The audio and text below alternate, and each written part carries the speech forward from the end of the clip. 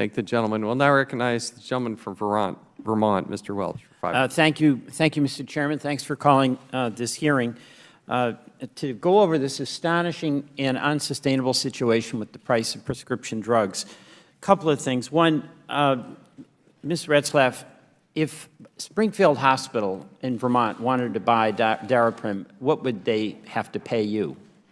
So we have introduced a hospital discount program. Yeah, give me a number. What would they have to pay? So for a 100-count bottle, it would be roughly $35,000. For a 30-count bottle, So it would that's roughly be $300 $11,000. So how much does that come to a pill? It's $1,100 a pill? So $750 is the list price. We're offering discounts up to 50% for hospitals. So that is like, $1,100 is the discount. Right? no, $1,100 is not the discount. It's 50% off of $750. Okay, so if Springfield $375. If Springfield Hospital wanted to buy a pill, it would be $350. Correct. All right. What about if I had Blue Cross Blue Shield and it was covered? What would Blue Cross Blue Shield pay? So that would depend on what the copayment and coinsurance was.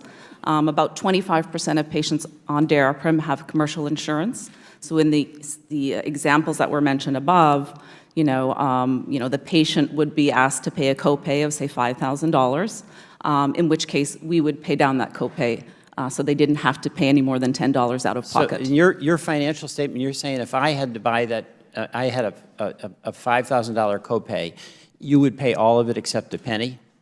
Except $10. Except $10, and we can confirm that. Yes, you can. All right. What if they had what if they were on Obamacare? What would be the cost for that pill?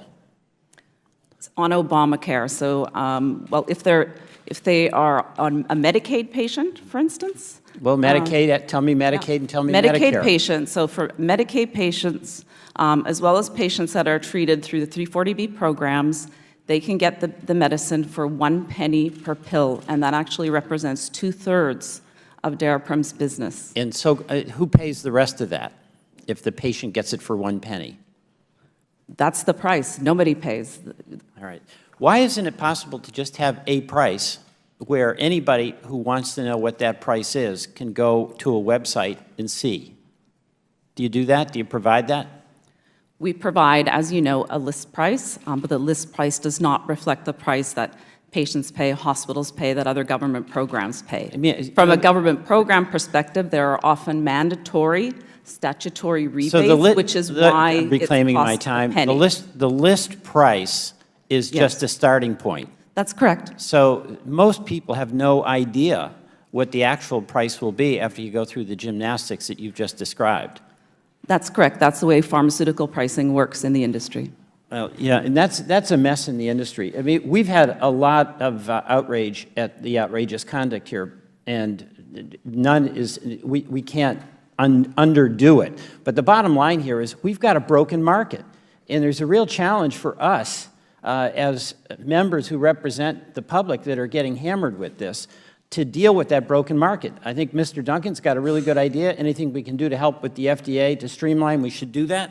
But on the other hand, you've got market power without competition, and it is resulting in rip-offs, most glaringly represented by Mr. Skrelly. And I hope, Mr. Chairman and Mr. Ranking Member, we can have an action plan that would include what Mr. Duncan is talking about.